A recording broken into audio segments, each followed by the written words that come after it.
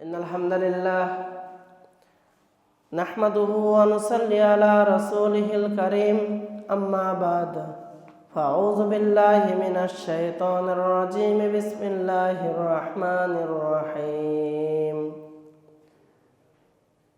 ولنبلونكم بشيء من الخوف والجوع ونقص من الأموال والأنفس والثمرات وبشر الصابرين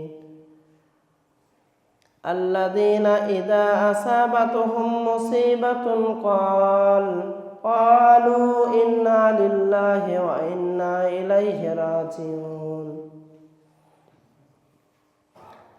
সম্মানিত আজকের জুমার মুসল্লি, প্রশংসা আল্লাহ সুবহানাহু ওয়া তাআলার নিমিত্তে যে মহান রব্বুল আলামিন আমাদেরকে এই জুমা মসজিদে একত্রিত হওয়ার তৌফিক দান করেছেন।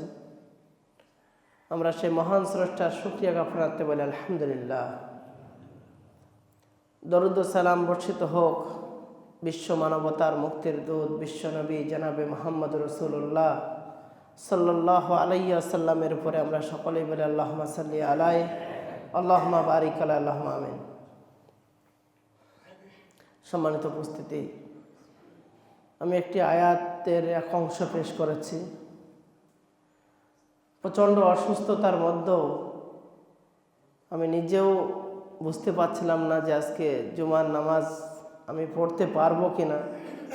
অসহ্য মাথার যন্ত্রণা সকাল থেকে, শেষ বেশ কেউ আসার মতো হলো না, যে কারণে বাধ্য হয়েই কোনোরকম আসলাম।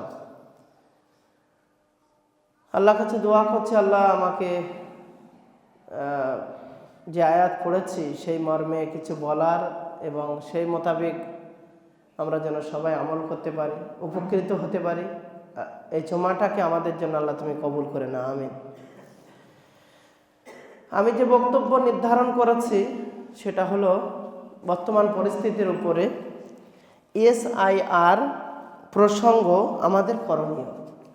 এসআইআর নিয়ে মানুষ একেবারে পাগলের মতো ছুটছে।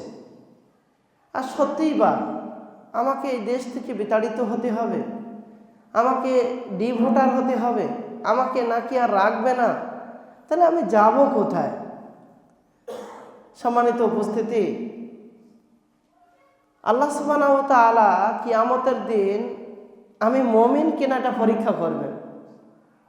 আজকে দুনিয়ায় আমার নাগরিকত্বের প্রমাণ দিতে যদি এত ছুটতে হয়, তাহলে মুমিন না হয়ে আমি মুমিনের ভ্যান করে জান্নাতে যাব, এটা কি সম্ভব হবে?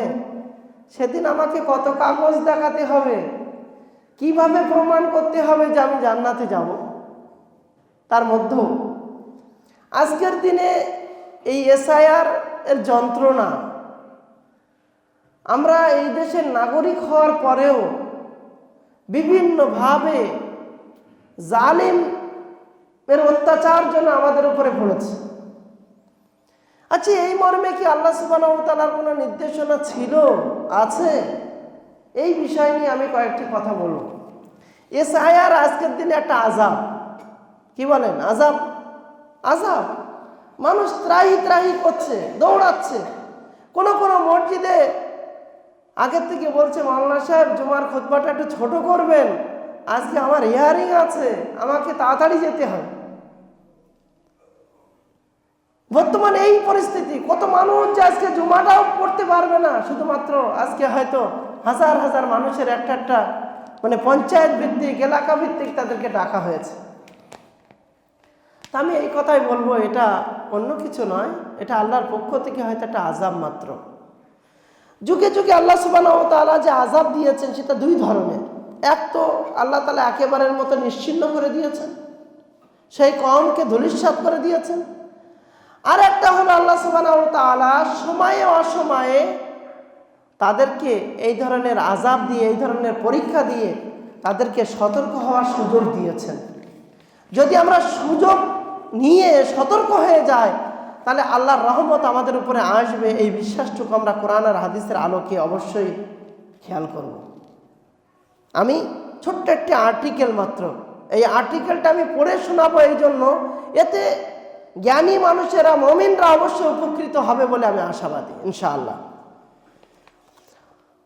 আল্লাহ সুবহানাহু ওয়া তাআলা সম্পূর্ণ বিনাশ করেন।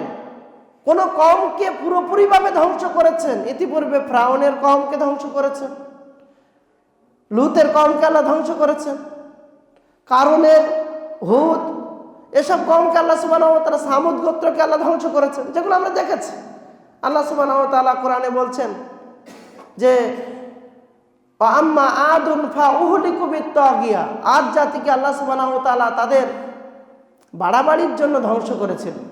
আম্মা সামুদ, আর সামুদ গোত্রের কথা যতটুকু, ফাউহলিকু বিরিহিন সারসারিন আতিয়া, আল্লাহ সুবহানাহু ওয়া তাআলা তাদের উপরে তুফান বইয়েছিল। কখনো আমরা দেখেছি আমফান, কখনো দেখেছি ইয়াদ ঝড়, কখনো আরো কিছু দেখেছি। সাক্কারাহা আলাইহিম সাবা লায়ালি ওয়া সামানিয়াতা আয়াম, তাদের উপরে আল্লাহ সুবহানাহু ওয়া তাআলা নির্ধারণ করেছিলেন 7 রাত এবং 8 দিন লাগাতার তুফান চলেছিল। আল্লাহ তারপরে জিজ্ঞাসা করছিলেন, ফাহাল তারা মিন বাকিয়া, আপনি কি আর কাউকে বাকি দেখছেন?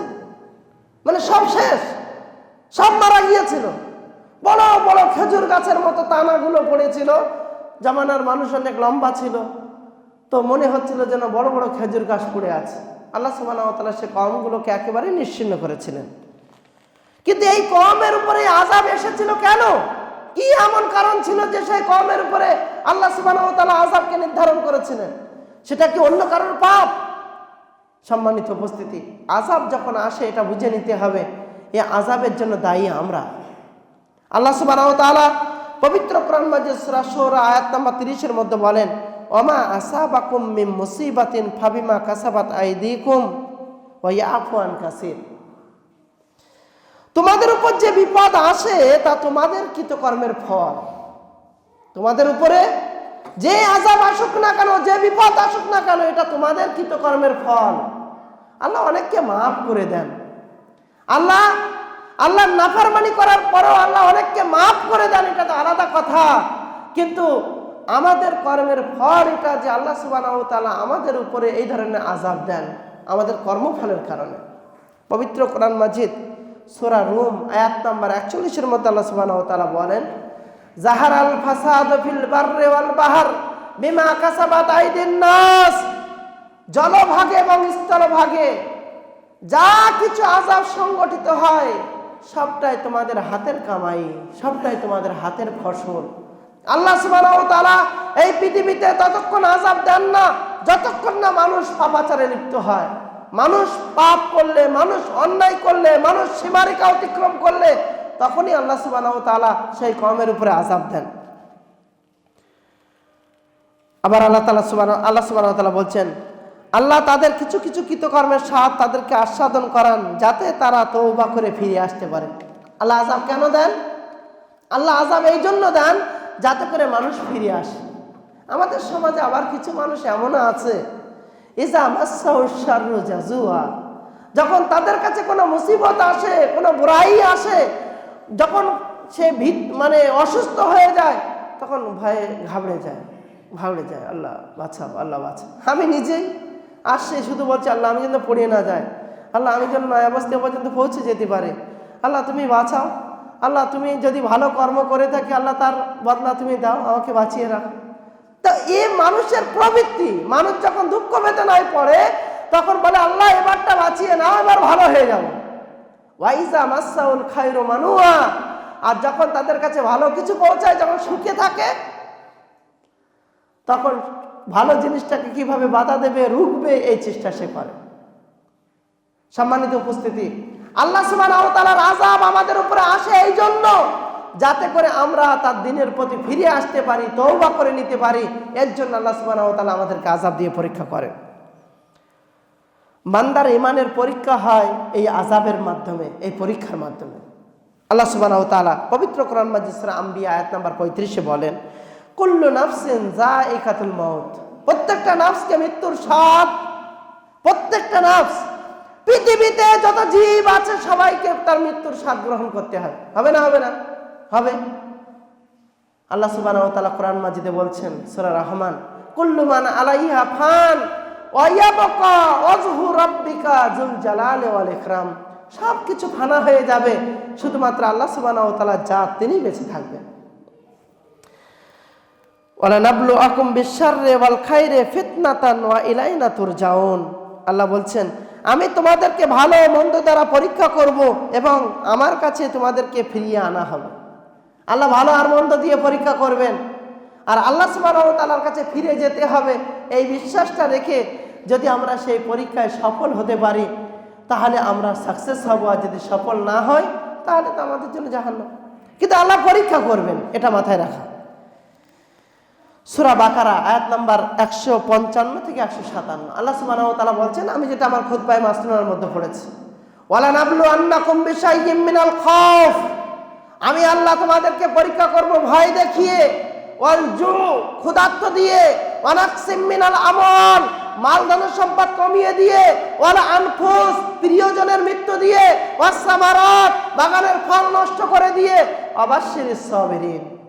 এতগুলো কথা বলার পর আল্লাহ বলছেন এই যে উল্লেখিত পরীক্ষাগুলো আমি করব, এই পরীক্ষার সময় যদি তুমি ধৈর্য ধারণ করতে পারো তাহলে তোমার জন্য খুশির খবর। খুশির খবর কাদের জন্য? যারা ধৈর্য ধারণ করুন। আবার আল্লাহ বলছেন আল্লাযীনা ইযা আসাবাতুহুম মুসিবা, যখন এই ধরনের কোনো মুসিবত তোমাদের কাছে আসবে, ক্বালু তখন তোমরা বলবে ইন্না লিল্লাহি ওয়া ইন্না ইলাইহি রাজিউন। তার আগে আল্লাহ বলছেন ওয়াস্তাইনু বিস-সাবরি ওয়াস-সালাহ, তোমরা আল্লাহর সাহায্য চাও ধৈর্যের মাধ্যমে এবং নামাজের মাধ্যমে। আমাকে বলতে হবে SIR মতো এই ফিতনা যে আমার কাছে আসলো, এই আযাব যে আমার কাছে আসলো, আমরা কয়জন ধৈর্য ধারণ করছি আর কয়জন সালাত আদায়ের মাধ্যমে আল্লাহর কাছে সাহায্য চাইছি। বুঝতে বাঁচবো তারপর তো, দেশে থাকবো তারপর তো আমি ইবাদত করবো, দেশেই তো থাকতে পারবো না। ও দেশে থাকতে পারবে না বলে তুমি ইবাদত থেকে নিজেকে সরিয়ে নেবে? আরো বড় মুসিবতে তুমি পড়বে, তার জন্য অপেক্ষা করো। আল্লাহ সুবহানাহু ওয়া তাআলা আপনার জন্য কি কি ব্যবস্থা করে রেখেছেন সেটা একটু ভেবে দেখবেন। আয়াতগুলো পড়লে মনে হবে যে এই আজ থেকে 1450 বছর আগে এই কথাগুলো লেখা আছে। চলুন সূরা আনাম আয়াত নাম্বার 42 আল্লাহ সুবহানাহু ওয়া তাআলা বলেন ওয়ালাকাদ আরসালনা ইলা উমাম মিন কাবলিকা ফাআখাযনাহুম বিল বাসাই ওয়াজ যাররা লাআল্লাহুম ইয়াতাযাররাউন। আল্লাহ সুবহানাহু ওয়া তাআলা বলেন তোমাদের পূর্ববর্তী জাতিগুলোর কাছে রাসূল পাঠিয়েছিলাম, তাদেরকে দুঃখ কষ্ট দুর্দশা দিয়ে পাকড়াও করেছিলাম যাতে করে তারা বিনয়ী হয়। বলুন কোন কওমের কাছে আল্লাহ রাসূল পাঠায়নি? প্রত্যেকটা কওমের কাছে পাঠিয়েছেন। তাদের কাছে বিভিন্ন দুর্দশা সুখ কষ্ট সব আল্লাহ দিয়েছিলেন, যাতে করে বিশেষ করে তাদেরকে সুখ দেওয়া হয়েছিল, দুঃখ কষ্ট দেওয়া হয়েছিল এই জন্য যাতে করে তারা বিনয়ী হতে পারে। শুধু সুখ থাকলে তো সে বিনয়ী হবে না, আর শুধু দুঃখ থাকলে সে দুঃখের পেরেশানিতে পড়বে। কিন্তু মানুষ বিনয়ী হয় এর জন্য আল্লাহ দুই রকম ব্যবস্থা করেছিলেন। তারপরে মানুষ সে তার মর্মটা বোঝেনি। পবিত্র কোরআন মাজিদ সূরা আনকাবুত আয়াত নাম্বার 2 এবং 3 আল্লাহ সুবহানাহু ওয়া তাআলা বলেন মানুষ কি মনে করে যে আমি ঈমান এনেছি এই কথা বলার পরে আমাকে ছেড়ে দেওয়া হবে? কি আমরা বলি তো আমি মুসলমান, আমি আহলে হাদিস, নবাইস্তে আমার বাড়ি, ঘোড়ারাস আমার বাড়ি, আমার আর কিছু হবে না, আমি তো আহলে হাদিস করেন না।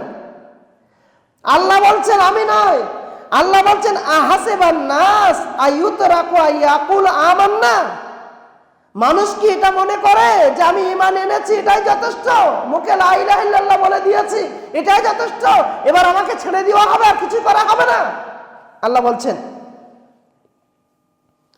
অথচ আমি তাদের পূর্ববর্তীদেরকে অবশ্যই পরীক্ষা করেছি। আল্লাহ অবশ্যই স্পষ্ট করতে চান কারা সত্যবাদী আর কারা মিথ্যাবাদী। অনেক মানুষ আল্লাহ বলছেন সূরা ইউসুফ আয়াত নাম্বার 106 ওমা ইউমিনু আকসারুহুম বিল্লাহ ইল্লা হুম মুশরিকুন। বেশিরভাগ লোক নিজেদেরকে ইমানদার বলে দাবি করবে, ইমানদার নয়, তারা মুশরিক। তাহলে আমার দাবিটা মিথ্যা না সত্য এ ব্যাপারে কি আল্লাহ পরীক্ষা করবেন না? আল্লাহ বলছে ওয়ালাকিন্না আকসারুহুম লা ইউমিনুন, বেশিরভাগ লোক ইমানদার হবে না। ওয়ালাকিন্না আকসারুহুম লা ইয়াকিলুন, বেশিরভাগ লোক জ্ঞান রাখবে না।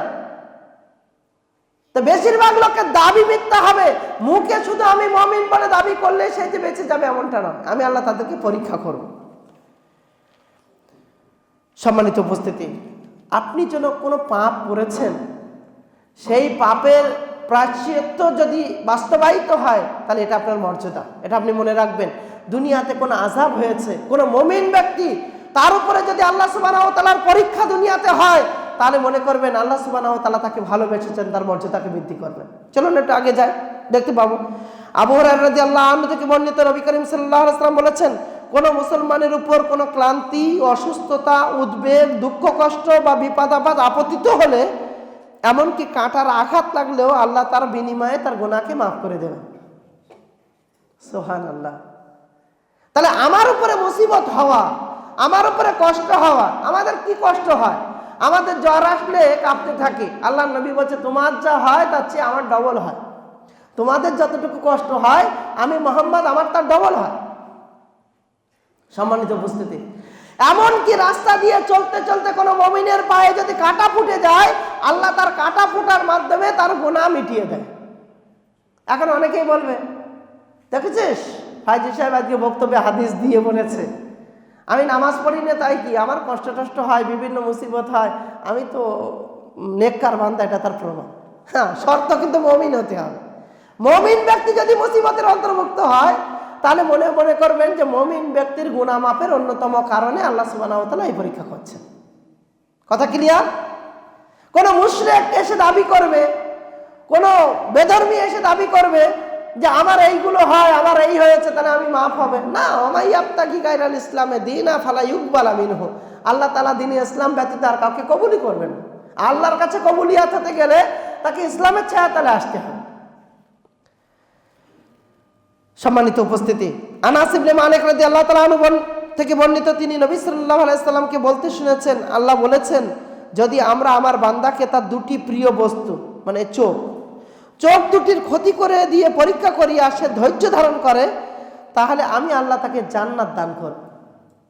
তা কোনো ব্যক্তির চোখের আর দৃষ্টিশক্তি নেই, বা কোনো চোখ নষ্ট হয়েছে, আর সে তার উপরে ধৈর্য ধারণ করেছে, আল্লাহ সুবহানাহু ওয়া তাআলা বলছেন তার ধৈর্য ধারণের কারণে আমি আল্লাহ তাকে জান্নাতের মতো উচ্চ মর্যাদার হাসিল করব।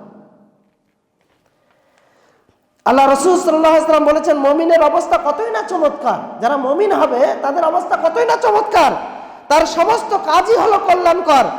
আর এমনটি মুমিন ছাড়া অন্য কারো ক্ষেত্রে হয় না। যদি সে সুখ ও সমৃদ্ধি লাভ করে তবে সে কৃতজ্ঞতা প্রকাশ করে। মুমিনরা কি? মুমিনরা যদি ভালো কিছু পায় তা আলহামদুলিল্লাহ বলে না, বলে না? আর কাফেররা, যারা মুমিন নয়, তারা, আমার কথা বুঝতে পারেননি, যারা প্রকৃত মুমিন হবে সুখে থাকলেও সে আলহামদুলিল্লাহ বলবে না, বলবে না? আর যারা মুমিন হবে না, তারা অনেকটা বাড়ি টাকা আছে, এবার বিশাল বেগুন হয়েছে, কথার কথা বলছি, আমরা বলছি না যে আমি ওটার দিয়ে ঠেস দিচ্ছি, আল্লাহ ভালো করে, বিরাট বেগুন হয়েছে। এখন মনে করছে আব্দুল হামিদ ফাইজি যদি আজকে বেগুন চাই, বিরাট আলু হয়েছে, আব্দুল হামিদ ফাইজি যদি আবার 2 বস্তা চাই, বলছি আমার এবার সব লস, আমার এবার সব লস, জুই লেগে গেছে, এ হয়নি ও হয়নি। আল্লাহ বলছে, লাইন শাকারতুম লাযিদান্নাকুম, লাইন শাকারতুম লাযিদান্নাকুম, তোমরা যদি আমার শুকরিয়া আদায় করো আমি তোমাদের বাড়িয়ে দেবো। ওয়ালাইন কাফারতুম, আর যদি অস্বীকার করো, অকৃতজ্ঞ হও, শেষ তো করে দেবো। ইন্না আযাবি লাশাদীদ, আমার আযাব খুব কঠিন। মুমিন ব্যক্তি যখন সুখে থাকে তখন কৃতজ্ঞতা জ্ঞাপন করে, আলহামদুলিল্লাহ, আল্লাহ আমাকে খুব ভালো রেখেছেন, আল্লাহ আমাকে খুব সুখে রেখেছেন। কিন্তু যখন সে দুঃখে থাকে, বিপদে পতিত হয়, তখন সে ধৈর্য ধারণ করে, এই মনে করে যে এর মধ্যে আমার কোনো কল্যাণ আছে, ইনশাল্লাহ আমি ভালো কিছু পাবো, আল্লাহ আমার জন্য ভালো কিছু রেখেছেন, এটাই মনে করে। আর কোনো ব্যক্তি হঠাৎ করে দেখবেন নামাজ টামাজ পড়া শুরু করেছে, আর সে মুসিবতে এসছে, সে নিজে নিজে বলছে, মানে আমি আমার বান্দাকে বলতে শুনেছি, যখন আমি ভালো পথে ছিলাম না তখন আমার খুব একটা মুসিবত হয়তো না, আর এই পথে আসার পর থেকে শুধু মুসিবত আর মুসিবত। চলুন ও কথা আল্লাহ বলছেন সেটা আমি দেখাবো। আল্লাহ রাসূল সাল্লাল্লাহু আলাইহি ওয়াসাল্লাম বলেছেন, যখন আল্লাহ তার কোনো বান্দার জন্য কল্যাণ চান, আল্লাহ যখন তার বান্দার জন্য কল্যাণ চান, তখন তিনি দুনিয়াতেই তার শাস্তি ত্বরান্বিত করেন। আর যখন আল্লাহ তার কোনো বান্দার জন্য কল্যাণ চান না, অকল্যাণ চান, তখন তিনি তার পাপের শাস্তি কিয়ামতের দিন পর্যন্ত স্থগিত রাখেন। তাহলে দুনিয়ায় কোনো শাস্তি না হওয়াটা আল্লাহ আমাকে ভালোবাসেন না, এটা তার প্রমাণ। আর দুনিয়ায় কোনো রোগে ভোগা, মুমিন ব্যক্তির দুনিয়ায় কোনো রোগে ভোগা, কোনো শাস্তিতে পতিত হওয়া, কোনো মুসিবতের মধ্যে পড়া, কোনো পরীক্ষার সম্মুখীন হওয়া, এটা আল্লাহ যে তাকে ভালোবাসেন এটা তার প্রমাণ। আর আল্লাহ যার ভালোবাসেন না তার শাস্তি দুনিয়ার থেকে উঠিয়ে নেন একেবারে কিয়ামত পর্যন্ত, আর তার কিছু হয় না, তারপরে কিয়ামতের দিন এবার শুরু। এটা আল্লাহ তার পছন্দ করেন না, এটা তার প্রমাণ। আনাস ইবনে মালিক রাদিয়াল্লাহু তাআলা আনহু থেকে বর্ণিত, রাসূল সাল্লাল্লাহু আলাইহি ওয়াসাল্লাম বলেছেন, বিপদ যত বড় পুরস্কার তত বড়। বিপদ যত বড় পুরস্কার তত বড়। নিশ্চয়ই আল্লাহ যখন কোনো জাতিকে ভালোবাসেন তখন তিনি তাদেরকে পরীক্ষা করেন। সুতরাং যে ব্যক্তি পরীক্ষায় সন্তুষ্ট থাকে তার জন্য রয়েছে সন্তুষ্টি, আর যে ব্যক্তি অসন্তুষ্ট হয় তার জন্য রয়েছে অসন্তুষ্টি। আমি পরীক্ষায় রাজি। আল্লাহ ইব্রাহিম বলছে তোমার ছেলেকে কুরবানি করতে হবে, ইব্রাহিমকে বলছে আল্লাহ আমি রাজি। পুরস্কার কি বড় না বড় না? হ্যাঁ, মুসা বেরিয়ে যাও, মোহাম্মদ হিজরত করো, পুরস্কার বড় হয়েছে না হয়নি? আমি যেতে পারবো না, ওর সাথে আমার যাওয়া যাবে না, আমি যাবো না।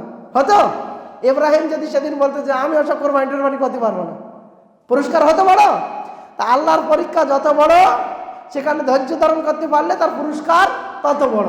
এখন আমাকে ঠিক করতে হবে যে আমি পুরস্কার বড় নেবো না ছোট নেব।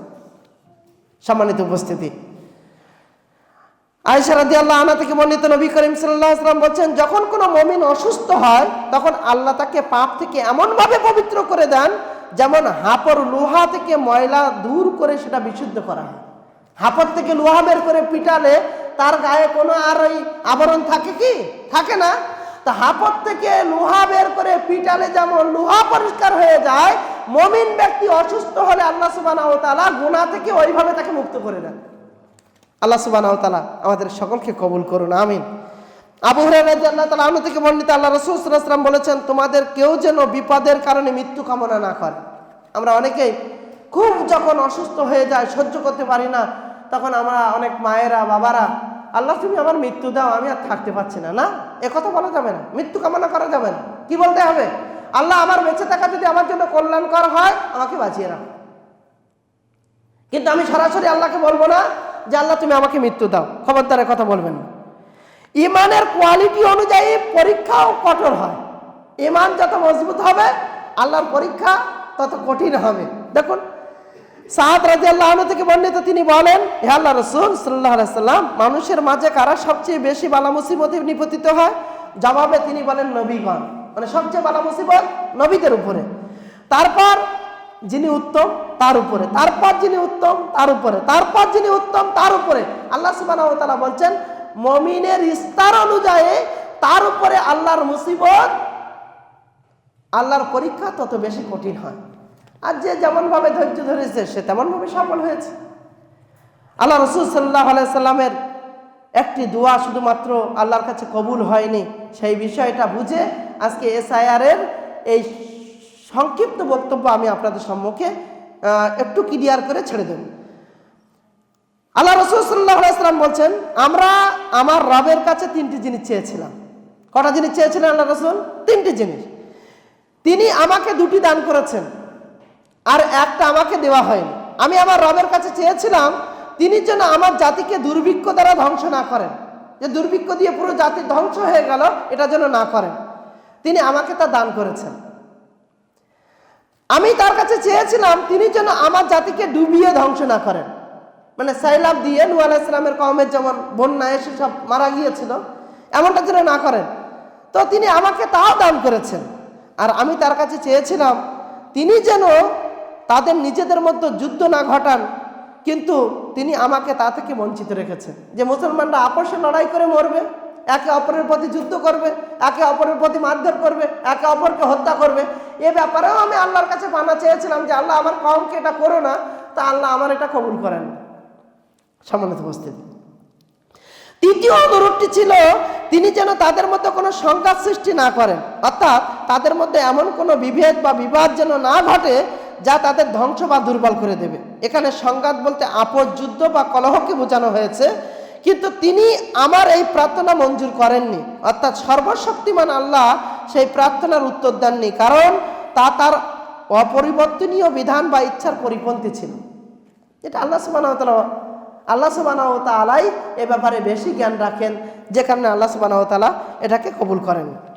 সম্মানিত উপস্থিতি, আর কয়েকটি কথা তার মধ্যে, আল্লাহ সুবহানাহু ওয়া তাআলার আযাব বিভিন্নভাবে তার বান্দাদের উপরে এসেছে। যেমন আল্লাহর আযাব আকাশ থেকে নেমে এসেছে, সরাসরি এসে তাদেরকে ধ্বংস করেছে। লুতের কওমকে আল্লাহ সুবহানাহু ওয়া তাআলা এমনিভাবে জমিন থেকে উঠিয়ে উল্টো করে দিয়েছেন।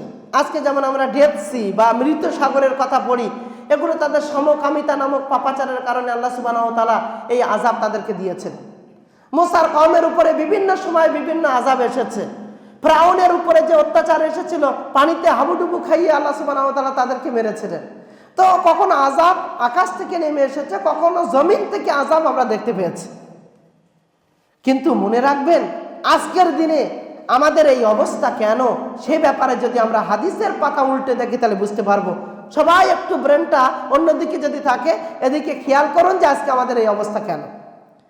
সাহাবা রাদিয়াল্লাহু তাআলা আনহু সূত্রে বর্ণিত, তিনি বলেন রাসূল সাল্লাল্লাহু আলাইহি ওয়াসাল্লাম বলেছেন, খাদ্য গ্রহণকারীরা যেভাবে খাদ্যের চারিপাশে এসে উপস্থিত হয়, তেমনি ভাবে অচিরেই বিজাতিরা তোমাদের বিরুদ্ধে সেভাবেই একত্রিত হয়।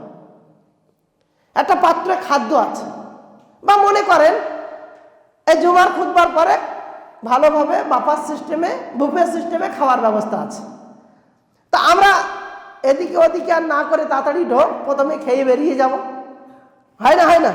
তা খাদ্যের পাত্র রাখা আছে, মানুষ যেমন চারিদিক থেকে সেই পাত্র থেকে খাদ্য নেওয়ার জন্য ঘিরে থাকে, আল্লাহ রসুল বলছে অচিরেই মুসলিমদের উপরে সমস্ত বেজাতিরা একত্রিত হবে এবং তাদের উপরে অত্যাচার করবে ঐক্যবদ্ধভাবে। এক ব্যক্তি বলল, সেদিন আমাদের সংখ্যা কম হওয়ার কারণে কি এরকম হবে? মানে আমরা কি সংখ্যায় কম হব, তাই কি আমাদের উপরে এরকম সবাই একত্রিত হয়ে আযাব দেবে? তিনি বললেন, না, তোমরা সেদিন আরো সংখ্যাগরিষ্ঠিত হবে, সংখ্যায় অনেক হবে, কিন্তু তোমরা প্লাবনের স্রোতে ভেসে যাওয়া আবর্জনার মতো অবস্থা তোমাদের হবে। প্লাবনের স্রোতে যেমন আবর্জনাগুলো, খড় কুটোগুলো ভেসে যায়, মুসলমানরা ওইভাবে ভাসতে থাকবে। আর আল্লাহ তোমাদের শত্রুদের অন্তর থেকে তোমাদের পক্ষ থেকে আতঙ্ক দূর করে দেবেন, মানে শত্রুদের অন্তরে তোমাদের ভয় থাকবে না। কি হয়েছিল বদরের যুদ্ধে? শত্রুরা পালিয়েছিল। উহুদের যুদ্ধে শত্রুরা পালিয়েছিল। অন্যান্য যুদ্ধে শত্রুরা পালিয়েছিল, মুসলমানরা বিজয় হয়েছিল। এমন একটা দিন আসবে যেদিন শত্রুদের অন্তরে তোমাদের ভয় থাকবে না, তোমাদের অন্তরে আল ওয়াহান বা ভীরুতা ভরে যাবে, উল্টো তোমরাই ভয়ই হবে, মানে ভীরুতা তোমাদের অন্তরে ঢুকে যাবে। আল্লাহ রসুলকে জিজ্ঞাসা করছে, আল ওয়াহান কি? আল ওয়াহান কি? তখন আল্লাহ রসুল বলছেন, দুনিয়ার মোহ আর মৃত্যুকে অপছন্দ করা। মানে তোমাদের হবে কি, আমি দুনিয়ায় কতদিন বেঁচে থাকবো, আর আল্লাহ তুমি যেন আমার মেরো না, আমি অনেকদিন যেন বাঁচতে পারি। দুনিয়াদারিতে মেতে যাবে আর মৃত্যুকে অপছন্দ করবে। এইটা যেদিন তোমাদের হবে, সেদিন শত্রুর অন্তর থেকে তোমার ভয় উঠে যাবে, সমস্ত শত্রুরা তোমাদের বিরুদ্ধে একত্রিত হয়ে যাবে। আজকের দিনে শুধু এটা মিলান, এটা হচ্ছে না? হচ্ছে না? তাহলে নিশ্চয়ই আমরা দুনিয়ার মোহে পড়ে গিয়েছি আর মৃত্যুকে অপছন্দ করছি। এই দুটো জিনিসের বেশি বাছাই করে নিয়েছে বলে আল্লাহ সুবহানাহু ওয়া তাআলার পক্ষ থেকে এই আযাব আমাদের উপরে নির্ধারণ করা হয়েছে। সম্মানিত উপস্থিতি, আব্দুল্লাহ ইবনে উমর রাদিয়াল্লাহু আনহু থেকে বর্ণিত, তিনি বলেন রাসূল সাল্লাল্লাহু আলাইহি ওয়াসাল্লাম আমাদের দিকে এগিয়ে এসে বলেন, হে মুহাজিরগণ, তোমরা 5টা বিষয়ে পরীক্ষার সম্মুখীন হবে, তবে আমরা আল্লাহর কাছে আশ্রয় প্রার্থনা করছি যেন তার সম্মুখীন আমাদেরকে দুনিয়ায় না হতে হয়। কোন জাতির মধ্যে প্রকাশ্য অশ্লীলতা ছড়িয়ে পড়ে, তখন আল্লাহ সুবহানাহু ওয়া তাআলা সেই জাতির উপরে মহামারী আকারে প্লেগ রোগের প্রাদুর্ভাব করেন।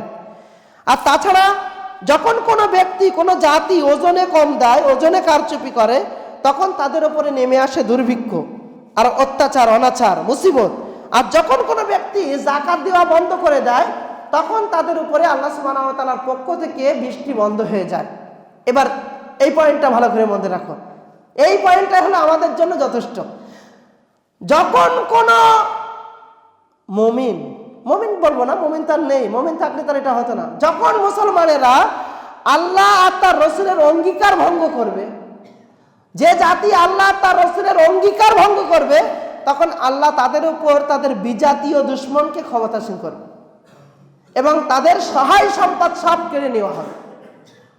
তাহলে দুটো শর্ত, আল্লাহ আর আল্লাহ রসুলের রুজুকে ছেড়ে দিয়েছি, আল্লাহ আর আল্লাহ রসুলের নির্দেশনার বিপরীত পথ এখতিয়ার করেছি, আল্লাহ আর আল্লাহ রসুলকে ছেড়ে দিয়েছি।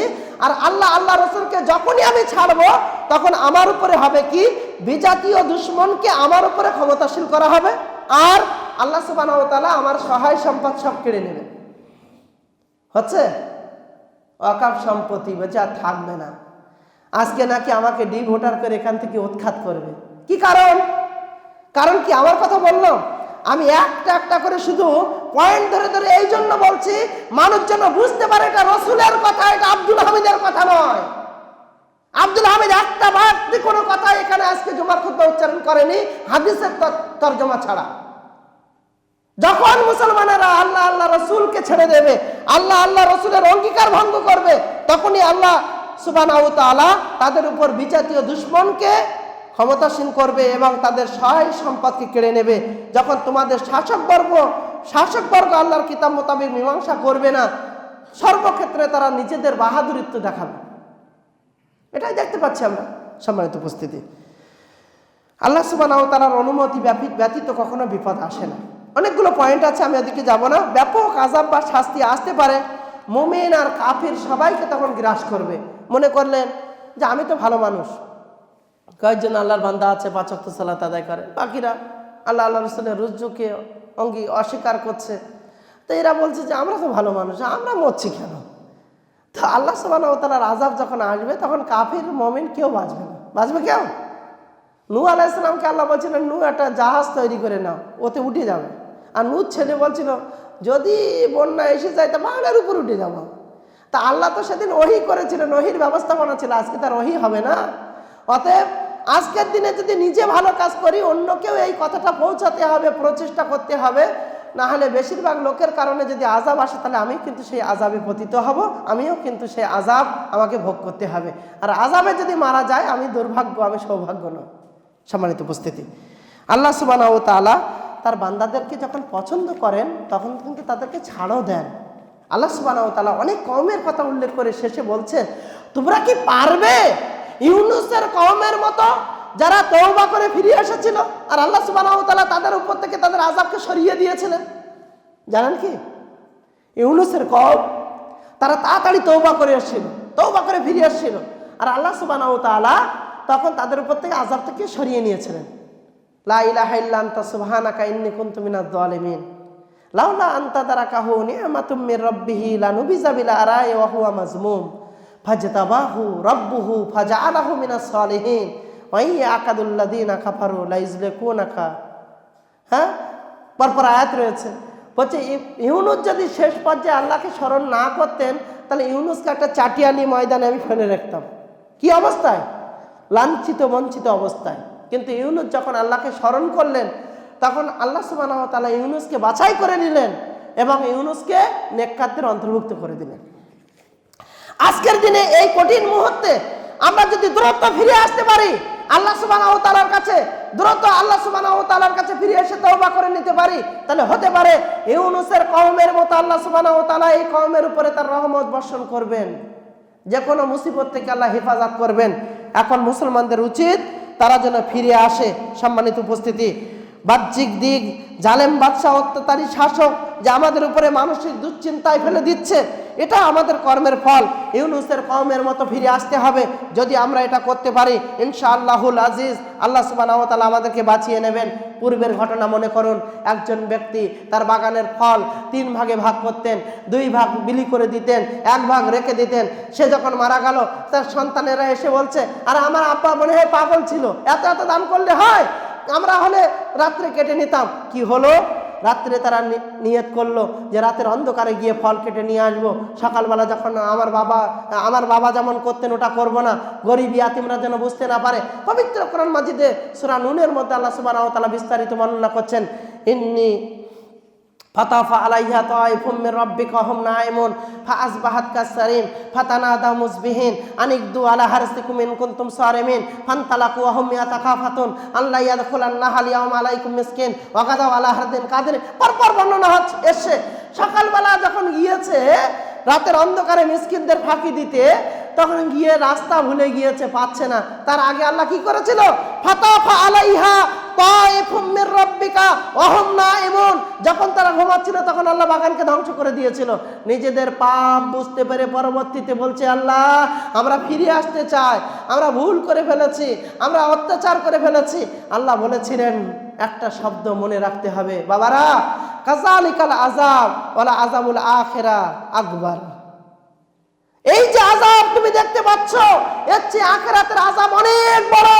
মুসলমান, আজ এসআইয়ের জন্য তুমি পাগল হয়েছো, তুমি এখনো ফিরে আসতে রাজি নও, তুমি এখনো ফিরতে চাইছো না, যে কোনো আযাবের ব্যাপারে তুমি একেবারে সচেতন নাও, তুমি ফিরতে চাও না। দুনিয়ার আযাবে যদি এতটাই তুমি নিমজ্জিত হও, এতটাই ভেঙে পড়ো, আখিরাতের আযাবের ব্যাপারে আল্লাহ বলছে আকবার, সেটা আরো অনেক বড় কঠিন। দুনিয়ার আযাবটা আল্লাহর কাছে কিছুই নয়। আমরা কোথায় আছি? আখিরাতের আযাব থেকে যদি নিজেকে বাঁচাতে পারি, আল্লাহ সুবহানাহু ওয়া তাআলা বলেন ফামান জুহজিহা আনিন নার ওয়া উদখিলাল জান্নাহ ফাকাদ ফাজ, যে নিজেকে জাহান্নাম থেকে বাঁচাতে পারলো, জান্নাতে প্রবেশ করতে পারলো, নিজেকে জান্নাতে প্রবেশ করালো, সেই হলো প্রকৃত সফল। আমরা কি দুনিয়ায় সফল হতে এসেছি না ব্যর্থ হতে এসেছি? সফল হতে এসেছি। তাহলে আমাদের সেই কাজগুলো করতে হবে। সম্মানিত উপস্থিতি, একেবারে শেষে, আর আমি এদিকে যাচ্ছি না, অনেকগুলো পয়েন্ট এখানে আছে। এর থেকে বাঁচার কয়েকটি উপায় আমি বলে দিই। আপনারা যেগুলো করবেন, দোয়াগুলো বেশি বেশি পড়বেন। বিসমিল্লাহি তাওয়াক্কালতু আলাল্লাহ ওয়ালা হাওলা ওয়ালা কুওয়াতা ইল্লা বিল্লাহ বা লা হাওলা ওয়ালা কুওয়াতা ইল্লা বিল্লাহ, এগুলো পড়বেন। সমস্ত মুসিবত থেকে আপনি অনেকটাই বেঁচে যাবেন। এমনিভাবে অন্যান্য দোয়াগুলো, আল্লাহুম্মা ইন্না নাজআলুকা ফি নুহুরিহিম ওয়া নাউযু বিকা মিন শুরুরিহিম, এই দোয়া আমার সঙ্গে পড়ুন। আল্লাহুম্মা ইন্না নাজআলুকা ফি নুহুরিহিম ওয়া নাউযু বিকা মিন শুরুরিহিম, হে আল্লাহ আমরা তাদের বিরুদ্ধে আপনাকে শপথ করছি এবং তাদের অনিষ্ট থেকে আপনার কাছে আশ্রয় প্রার্থনা করছি। এই দোয়াটা আপনারা বেশি বেশি আল্লাহর কাছে চাইবেন।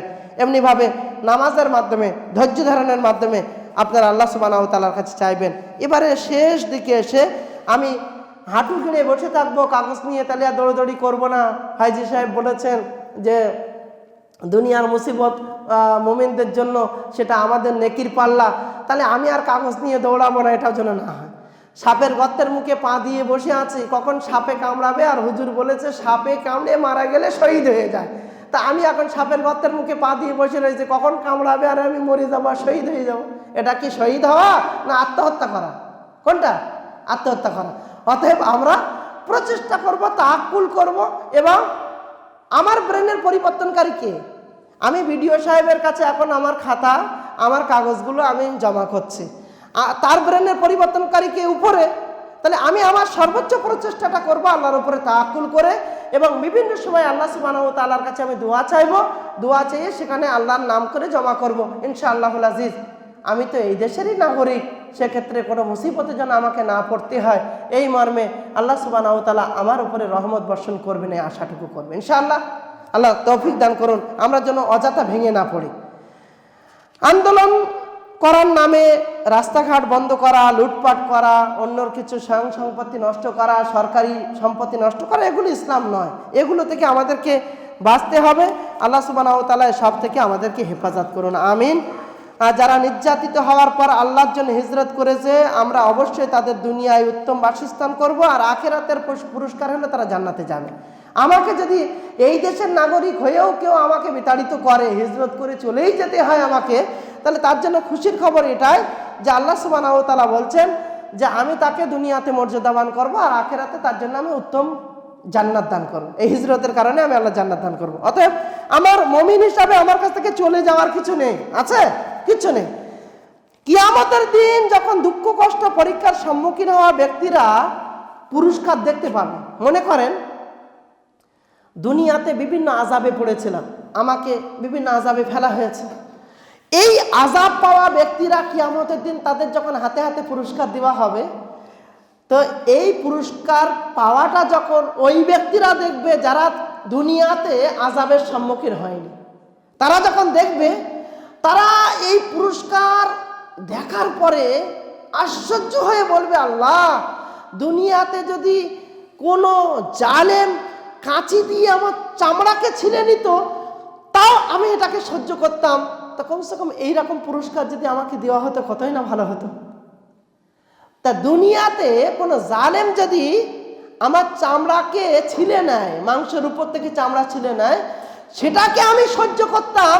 যদি এদের মতো পুরস্কার আমাকে দেওয়া হতো তাহলে সেটা সেই যন্ত্রণা ভোগ করা আমার কাছে কোনো কষ্টের ছিল না। কে বলবে এটা? কথা বুঝতে পারেননি?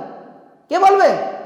দুনিয়াতে যারা আযাবের সম্মুখীন হয়নি, দুনিয়াতে যারা পরীক্ষার সম্মুখীন হয়নি, দুনিয়াতে যাদের উপরে মুসিবত হয়নি, দুনিয়াতে আল্লাহ সুবহানাহু ওয়া তাআলার পরীক্ষায় যারা পড়েনি, কিয়ামতের দিন তাদের সম্মুখে দুনিয়ায় মুসিবতে পড়া ব্যক্তিদের যখন পুরস্কার দেওয়া হবে, এই পুরস্কার দেখে ওই ব্যক্তিরা যারা পরীক্ষায় পড়েনি তারা বলবে যে দুনিয়ায় যদি কোনো জালেম আমার চামড়া ছিঁড়ে নিত আর তার বদলে আজকে এইরকম একটা পুরস্কার আমাকে দেওয়া হতো, তাহলে ওই চামড়া ছেঁড়াটা আমার জন্য কোনো ব্যাপার হতো না। আমি কতই দুর্ভাগ্য যে দুনিয়াতে আমার কিছুই করা হয়নি।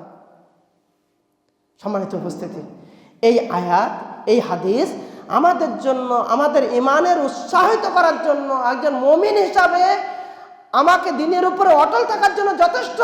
যে আমি যে কোনো মুসিবতে পড়ছি একজন মুমিন হিসাবে, এটা আমার মর্যাদা বৃদ্ধির জন্য যথেষ্ট। আমি প্রচেষ্টা করব, আল্লাহর কাছে তাওয়াক্কুল করব, দিন থেকে ফিরে যাব না। জুমা ছেড়ে দিয়ে লাইনে রাস্তায় দাঁড়ালে আল্লাহ মুসিবত দূর করবে না। এখন কোনো একটা আমি দুর্ঘটনার সংবাদ শুনলাম, আমি নামাজ ছেড়ে দিয়ে সেখানে দৌড়াবো এমনটা নয়। আল্লাহর নবী বলেছেন, যখন কোনো মুসিবতে পড়বে সাথে সাথে দাঁড়িয়ে 2 রাকাত নামাজ পড়ো। 2 রাকাত নামাজের পরে আমার কাছে চাও, আমি আল্লাহ তোমার মুসিবত থেকে হেফাজত করব। আপনি সেটার সাথে সাথে কাজটা করুন।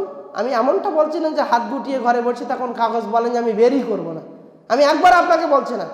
আল্লাহ সুবহানাহু ওয়া তাআলার কাছে যদি ফিরে আসতে পারি, আল্লাহ আমাদের জন্য সব কিছুকে সহজ করবেন ইনশাআল্লাহ। ইনশাআল্লাহ। আল্লাহ তুমি সহজ করো, আল্লাহ তুমি কবুল করো। নয়াবস্তি আর ভাইদেরকে শুধু নয়, প্রত্যেকটা এই দেশের নাগরিক আমার মুসলিম ভাইদেরকে আল্লাহ তুমি হেফাজত দান করো, আমিন। অন্যান্যরাও যদি হয়রানি হচ্ছে, তারা নিরীহ, সে আবার মুসলিম হওয়ার দরকার নেই, অন্যরাও যদি অত্যাচারিত হয়, আল্লাহ তুমি তার অত্যাচার থেকে হেফাজত করো। আমরা কমসে কম জালেমের অত্যাচার থেকে যেন বাঁচতে পারি, আল্লাহ তৌফিক দান করো, আমিন। আল্লাহ মাজলুম হিসাবে তোমার কাছে ফরিয়াদ করছি, আল্লাহ তুমি আমাদের ফরিয়াদকে কবুল করো এই মর্মে, যেটাই আমাদের জন্য কল্যাণকর আল্লাহ সেটাকেই তুমি আমাদের জন্য গ্রহণ করো, আমিন। আল্লাহ আমাদের ভুল ত্রুটিকে তুমি ক্ষমা করো। আমরা যতদিন বেঁচে আছি ইমানের হালাতের জন্য বেঁচে থাকতে পারি, আল্লাহ তৌফিক দান করো। আল্লাহ আমাদের মধ্যে যারা অতীত হয়ে গিয়েছেন তাদের ভুল ত্রুটিকে ক্ষমা করে তাদেরকে ইল্লিনে জায়গা দান করো। আমরা যতদিন বেঁচে থাকবো যেন ইমানের হালাতে বেঁচে থাকতে পারি, মৃত্যুর পরে আমরাও যেন ইল্লিনে জায়গা করে নিতে পারি, আল্লাহ তৌফিক দান করো। দুনিয়ার জীবন নিয়ে যেন আমি আনন্দে থাকতে পারি, ইমানের হালাতে থাকতে পারি, এবং আমি যেন জান্নাত অর্জন করে নিতে পারি, জাহান্নামকে নিজের উপরে হারাম করে নিতে পারি, আল্লাহ তুমি এই তৌফিক দান করো, আমিন। আল্লাহ তুমি দুনিয়াতেও আমাকে সফল করো, আমাদের সকলকে দুনিয়াতেও সফল করো আর আখিরাতেও সফল করো। রব্বানা আতেনা ফিদ দুনিয়া হাসানাতাও ওয়া ফিল আখিরাতি হাসানাতাও ওয়া কিনা আযাবান্নার। দোয়া পড়েন তো এগুলো, এই দোয়াগুলো বেশি পড়তে হবে। এই মক্কা মদিনায় হজ করতে যান, আমি এসে বলেছি অনেক জায়গায়, মক্কা মদিনায় হজ করতে যাচ্ছে কত দোয়া পড়ছে। যারা আরবি পড়তে জানে আলেম ওলামা জিজ্ঞাসা করবেন, টোটাল মক্কার মদিনার প্রান্তরে 3-4টে দোয়ার বেশি আর দোয়া নেই। 3-4টে দোয়া স্ক্রিনে লেখা উঠছে, আর এত এত দোয়া মানুষ হাকডুম বাগডুম সারাদিন পড়ছে। ওই 3-4টে দোয়াও পড়ে না, ও আরবি তো পড়তে পারে না, আর ওটা ওর মর্যাদা বোঝে না। 3-4টে দোয়া আমি অবাক হয়েছে। আমি তার মর্মে এসে এখান থেকে ফিরে আসার পর আমি শুধু হাদিস কোরআন ঘুটে ঘুটে বলছি, এই 3-4টে দোয়াই বা কেন? ও দোয়াগুলো এই রব্বানা আতেনা ফিদ দুনিয়া হাসানাতাও ওয়া ফিল আখিরাতি হাসানাতাও ওয়া কিনা আযাবান্নার। এখন যদি জিজ্ঞাসা করেন তো সবাই বলবে ও তো দোয়া করার সময় বলতে হয়, ওই এমনি সময় বলা যায়। আচ্ছা, আর একটা দোয়া, আল্লাহুম্মা ইন্নাকা আফুব্বুন তুহিব্বুল আফওয়া ফাফু আন্নি। আপনার যদি বলি তাহলে তো রোজার মাসের শেষে পড়তে হয়। আর একটা দোয়া হলো আল্লাহুম্মা ইন্নী আসআলুকা মিন ফাজলিকা, আপনি অত মসজিদ থেকে নামার সময় বলতে হয়।